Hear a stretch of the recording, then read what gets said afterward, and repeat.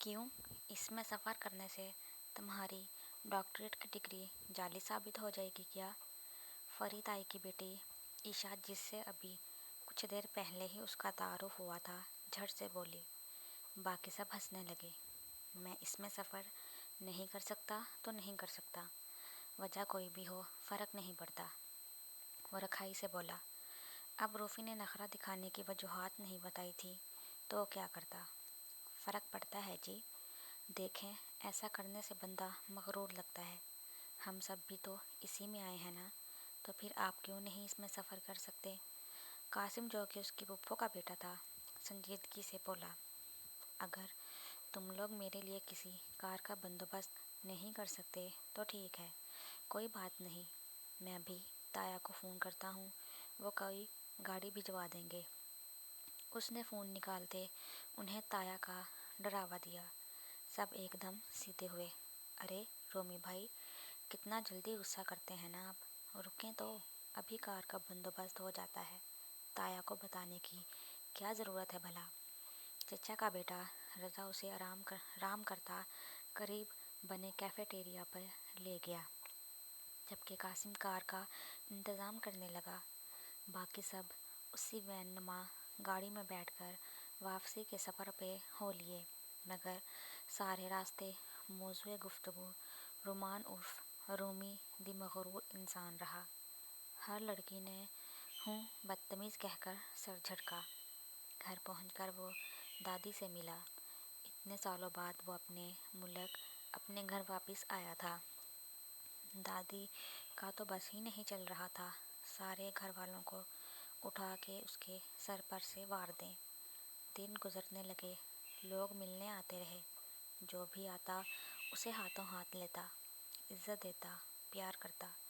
वो ख़ानदान का पहला डॉक्टर था, पूरे ख़ानदान को अजीज़ था, मगरूर था, नखरेबाज था, छोटी छोटी बातों पे गुस्सा खा जाता, मगर दादी का चहीता था।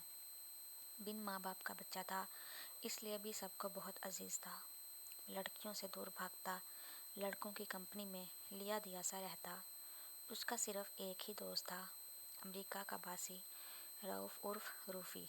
वो बस उसी के साथ मैसेजेस पे या कॉल पे बात करता रहता था।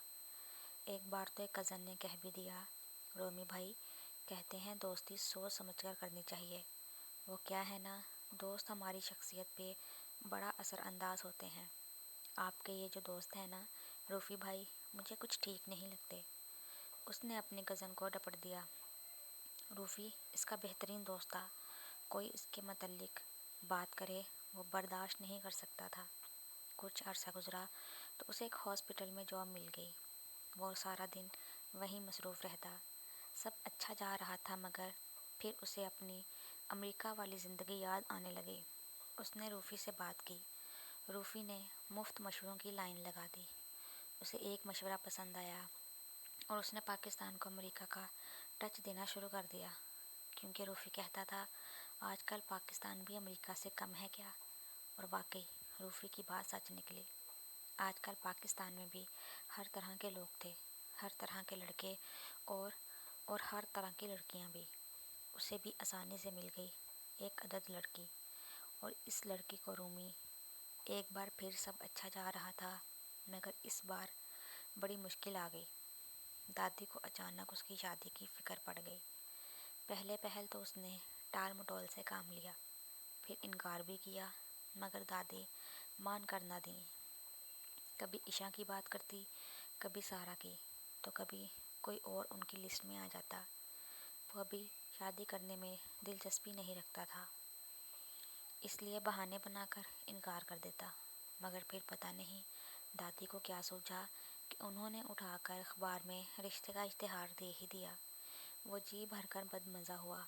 ऊपर से दादी ने सारी बात फरीदाई और ईशा के सामने खोल कर रख दी। लेकिन उससे भी बड़ी एक मुसीबत थी जो उसके सर पे आन गिरी। उसका फ़ोन हनूज़ बज रहा था। दादी ने उसे घूर कर देखा। फ़ोन क्यों नहीं उठा रहे हो? नहीं, उन्होंने ऐनक दुरुस्त करते पूछा। फ़ोन उठाने जो का छोड़ा ही कहाँ है आपने?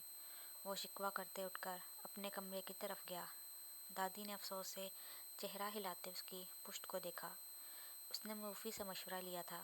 یار وہاں پہ یونیورسٹی میں ہر جگہ میرے لیے بہت کچھ تھا، مگر یہاں کوئی اٹریکشن ہی نہیں۔ گھر کی لڑکیاں ہیں مگر وہ تو اپنی ہے نا۔ اس نے لیپ ٹاپ پہ نظر آتے روفی کے چہرے کو دیکھ کر کہا۔